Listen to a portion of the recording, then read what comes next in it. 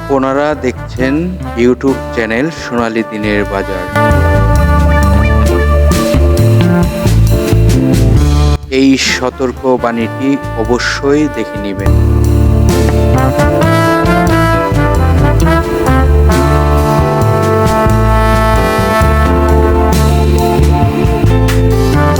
আসসালামু আলাইকুম সম্মানিত বিনিয়োগকারী ভাই ও বোনেরা, আজকের ভিডিওর টপিকটি আপনারা ইতিমধ্যেই দেখেছেন। কি বুঝলেন মার্কেট নিয়ে? তো কি বুঝলেন মার্কেট নিয়ে যে শিরোনামটি আপনারা ইতিমধ্যে ফলো করেছেন, তো এটির তো নিশ্চয়ই কোনো রহস্য রয়েছে। তো সেই রহস্যটি কিন্তু আজকে বুঝাবো। আমি কি বুঝতে পারলাম মার্কেট নিয়ে, আপনারা কি বুঝতে পারছেন? বিগত 2 দিন যে ভিডিওগুলো আপনাদেরকে দেখানোর চেষ্টা করেছি এবং যে বিষয়গুলো আপনাদেরকে ফলো করেছি সেই বিষয়গুলো। তো মার্কেটের আলোচনার পূর্বে আগে আপনাদেরকে বলি, আপনারা অবশ্যই আমাদের ভিডিওটি মনোযোগ দিয়ে দেখার চেষ্টা করেন এবং এই আলোচনাগুলো আপনার কাছে যেমন গুরুত্বপূর্ণ, আমার কাছেও কিন্তু খুবই গুরুত্বপূর্ণ। তাই আমি বলবো প্রতিটি বিনিয়োগকারী ভাই ও বোনেদেরকে মনোযোগ দিয়ে আলোচনাটি বোঝার চেষ্টা করবেন। তো আমরা কেন এই যে আজকের টপিকটি দিলাম, সেই টপিকটির কারণটি আপনাদেরকে বোঝানোর চেষ্টা করি।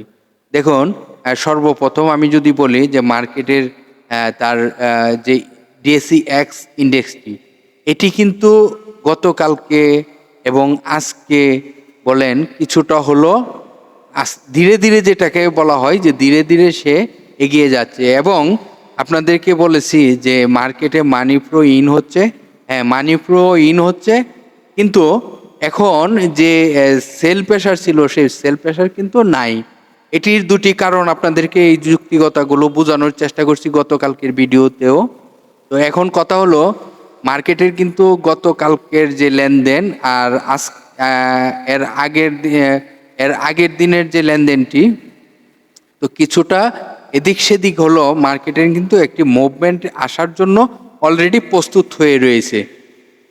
তো এখন আমাদেরকে মার্কেটের জন্য যদি ভালো কিছু দেখতে হয়, তাহলে আমাদেরকে অবশ্যই 5,950 5,950 ক্রস করতে হবে DSEX সূচকটি। আচ্ছা, এখন মার্কেটকে আমরা কেন এই যে আশাবাদী আর মার্কেট নিয়ে কেন এই যে অ্যাডভান্স আপনাদেরকে ভিডিওর মাধ্যমে জানানোর চেষ্টা করেছি যে সামনে ঈদের পর মার্কেট ভালো হতে যাচ্ছে। তো আপনারা জানেন ঈদের যে একটি সেল প্রেশারে যে ক্যাশ টাকাটা বিনিয়োগকারীরা বাইর করার একটি পরিকল্পনা ছিল, সেটি কিন্তু অলমোস্ট শেষ। তো এখন আমাদেরকে কিন্তু এখন মার্কেট এখান থেকে ইউটার্ন আসতে হবে। হ্যাঁ, আপনারা ইতিমধ্যেই বুঝতেই পেরেছেন যে মার্কেটের একটি ভালো সময় চলে আসতেছে। তো আপনাদেরকে জানাবো একটি সেক্টরও ভালো করতেছে, সেই বিষয়টিও আপনাদেরকে ফলো করাবো।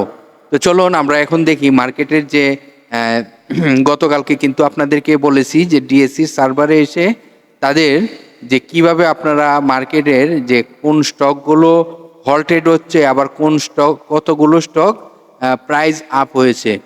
তো আজকের গত কার্য দিবসের যদি আপনাদেরকে বৃহস্পতিবারের বিষয়টি দেখানোর চেষ্টা করি, যে প্লাস হয়েছে 0% হলো, প্লাস হয়েছে 0.4 আর কি, 0.04 এরকম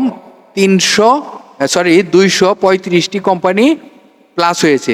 তো এখন এই যে 235টি কোম্পানি প্লাস হয়েছে, এর মধ্যে আমরা কোন স্টকগুলোকে আমরা বিবেচনায় নিতে পারি। যেমন আপনাদেরকে কিন্তু গতকালকে একটি স্টকের নাম বলছিলাম যে বার্জার স্টকটি কিন্তু ভালো হতে পারে। বার্জার স্টকটি তার কিছু কারণ রয়েছে ভালো হওয়ার। তো সেই ভালোটা হবে, আপনারা জানেন এই কোম্পানিটি লো পেড স্টক এই স্টকটি কিন্তু মাল্টি ন্যাশনাল কোম্পানি। এই স্টকটির রাইট দেওয়ার একটি ঘোষণা আসতেছে মেবি। তো এই স্টকটি তার ভালো প্রাইস হওয়ার সম্ভাবনা থাকবে। তো এইরকম কিন্তু অনেক স্টক রয়েছে যেগুলো ভালো ভলিউম হচ্ছে, ভালো প্রাইস হচ্ছে, ধীরে ধীরে কিন্তু ঈদের পর একটি ভালো মার্কেট আমরা দেখতে পারবো ইনশাল্লাহ। তো আপনাদেরকে আগেই বলেছি যে একটি সেক্টর নিয়ে আজকে আলোচনা করব, যে সেক্টরটি ভালো মুভমেন্টে অলরেডি যাওয়ার জন্য প্রস্তুত হয়েছে। তো আরও 2-4টি স্টকের বিষয়ে আপনাদেরকে আলোচনা করব। দেখুন, বিএসএফ থ্রেড, এই স্টকটিও কিন্তু আজকে হল্টেড ছিল, তারপর 8.8% বেড়েছে।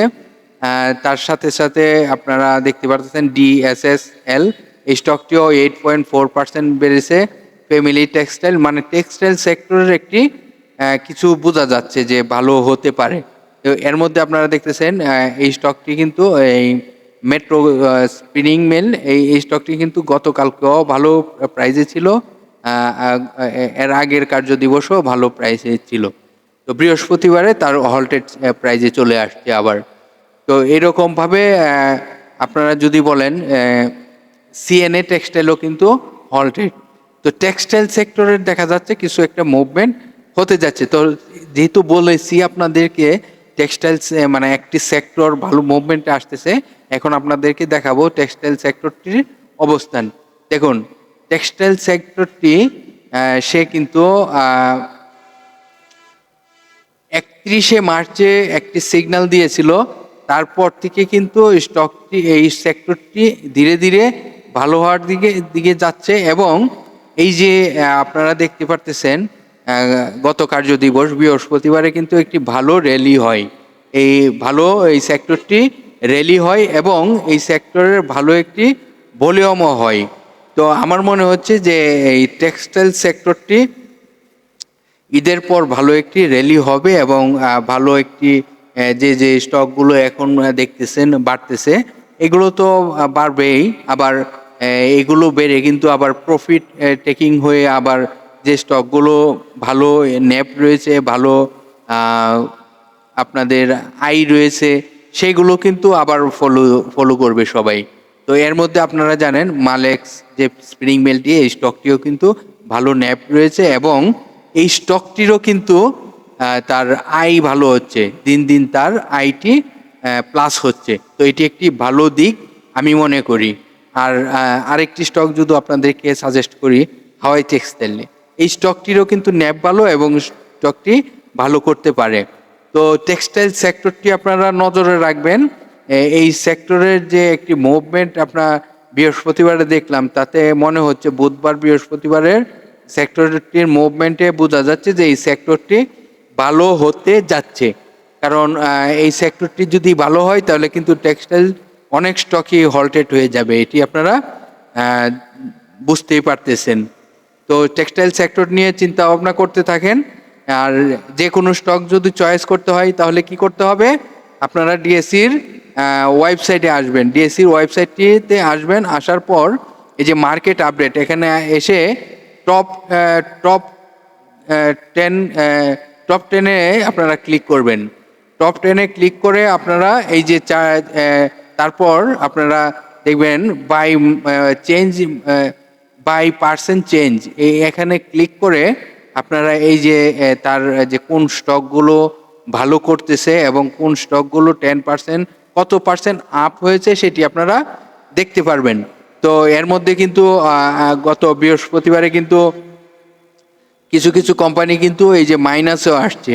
তো এটি স্বাভাবিক, কিছু কোম্পানি ভালো করবে, কিছু কোম্পানি খারাপ করবে। এটি যেগুলো ভালো প্রাইস হয়েছে সেগুলো মাইনাসে নেগেটিভে আসবে, আবার যেগুলো অনেক দিন যাবৎ সে নেগেটিভে রয়েছে সেগুলো আবার পজিটিভে আসবে। এটি স্বাভাবিক, মার্কেটের কালচারটি এইরকম।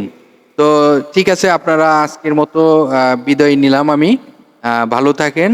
ভিডিওটি ভালো লেগে থাকলে অবশ্যই অন্যদেরকে শুনবার সুযোগ করে দিতে পারেন আপনার একটি ছোট্ট শেয়ারের মাধ্যমে। তো আল্লাহ হাফেজ, আগামীকালকে আবার আলোচনা হবে আপনাদের সাথে, ততক্ষণ পর্যন্ত ভালো থাকেন।